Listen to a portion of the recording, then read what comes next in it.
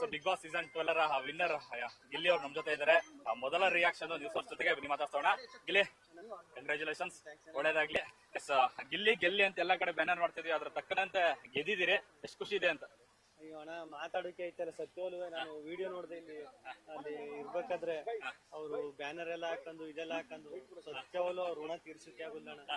ನನಗೆ ನಾನು big boss ಮನೆ ಒಳಗಿದ್ದಾಗ ಏನೋ ಒಂದ್ ಅನಿಸ್ತಾ ಇರ್ತದೆ, ಅಯ್ಯೋ ಚೆನ್ನಾಗ್ ಆಡ್ತಿದ್ದಾನೆ ಇಲ್ವಾ ಅಂತ.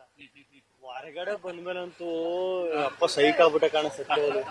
ಅಯ್ಯಪ್ಪ ನಿಜವಾಗ್ಲೂ ಬಟ್ ಊಹೆ ಮಾಡಿದ್ರೆ ಈ ಮಟ್ಟಿಗೆ ಇರುತ್ತೆ ಕ್ರೇಜ್ ಅಂತ ತಾಯಣಗೂ ಊಹೆ ಮಾಡಿರಲ್ಲ, ಎಕ್ಸ್ಪೆಕ್ಟ್ ಮಾಡಿರಲ್ಲ. ಹಿಂಗೆ ನಾನು ಒಂದ್ 6 ರಿಂದ 7 ವಾರಕ್ಕೆ ಬಂದ್ಬಿಡ್ತೀನಿ.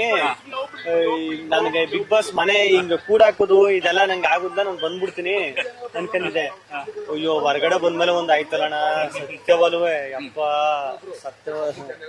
ಪ್ರತಿ ಸೀಸನ್ ಆಗುವಾಗ ಒಂದು ಕುತೂಹಲ ಇರುತ್ತೆ ನೋಡಿ, ನಡುತ್ತೈತೆ ಅವಾಗಿಂದ.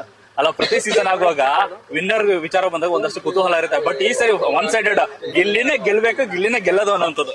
ಅದೇ ಯಾವ ಜನ್ಮದ ಪುಣ್ಯ ಮಾಡಿದ್ನೇನೋ, ನಮ್ಮ ಅಪ್ಪ ನಮ್ಮವ್ವ ಇದೇನ್ ಪುಣ್ಯ ಮಾಡಿದ್ರೇನೋ.